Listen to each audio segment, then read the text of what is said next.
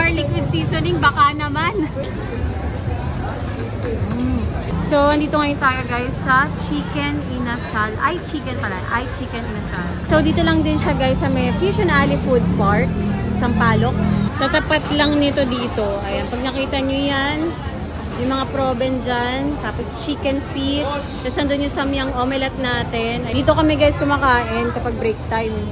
So ito guys, yung menu nila dito, o diba, ang daming pagpipilian. Meron sila dito nga mga silog meals. Ayan, may dinuguan din. Tapos ito meron din silang rice toppings. Pero ito itatry natin sa kanila kasi hindi pa namin natatry yung kanilang chicken inasal. Ayan, yung best seller sa kanila. Tapos meron din sila dito mga sabaw. So dumating na guys yung mga chicken inasal. So, in-order namin itong chicken inasal with java rice. 160 pesos ang isang order nito.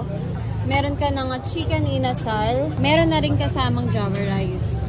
Siyempre guys, kapag may inasal, meron din tayong sausawan. So, meron silang binibigay ng calamansi, nor seasoning.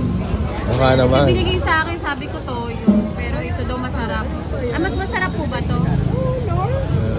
Masarap daw ang nor liquid seasoning, baka naman. Meron na siyang butas. Ayan. Try nga natin, sabi ni Mami, masarap daw ang nor liquid seasoning eh. Kesa sa toyo. Tapos meron din sili. Kaya maglagay din tayo ng sili.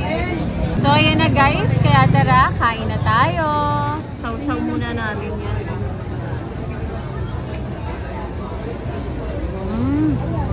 Kahit breast part, ano pa rin malambot pa rin.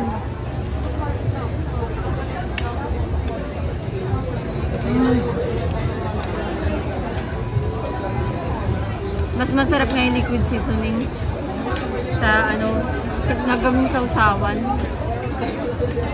Mas malinamnam eh.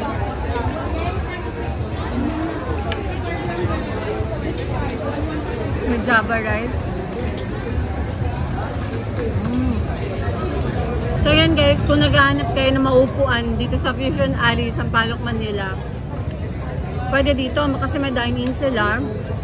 So, hindi naman sila madamot sa upuan, pwede kayong umupo dito. Pero syempre, umorder din kayo, diba? Para naman di naman nakakahiya. Syempre, umorder din kayo ng food nila kasi okay din naman yung food nila dito.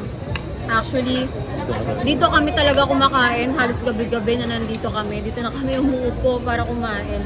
Na-try na namin yung mga silog nila dito. Yung sizzling din nila na rice meal, na-try na din namin. Ayan. So again guys,